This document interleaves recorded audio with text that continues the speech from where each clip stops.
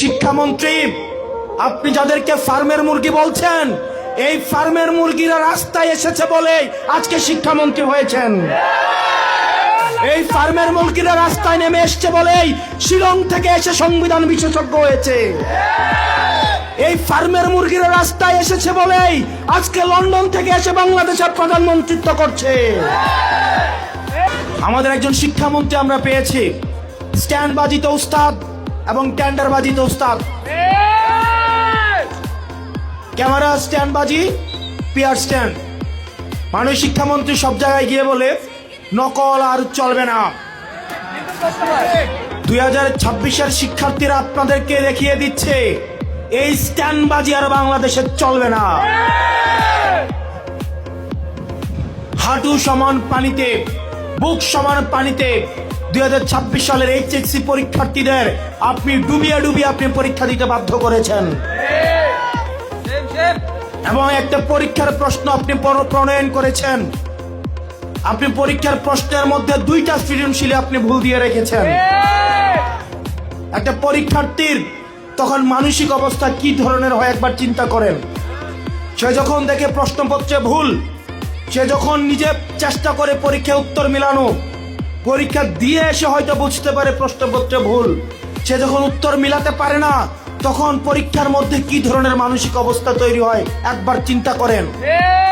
আপনারা একবার দুঃখ প্রকাশের প্রয়োজন বোধ করলেন না, বরং এই শিক্ষার্থীদেরকে আপনারা বলছেন মাদকাসক্ত।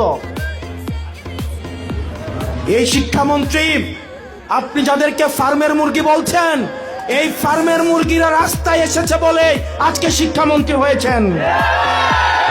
এই ফার্মের মুরগিরা রাস্তায় নেমে এসছে বলেই শিলং থেকে এসে সংবিধান বিশেষজ্ঞ হয়েছে।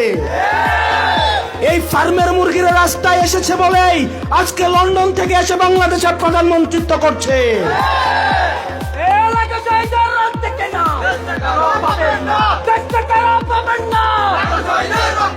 শিক্ষামন্ত্রীকে বলবো, শিক্ষার্থীরা গিনিপিগ নয়।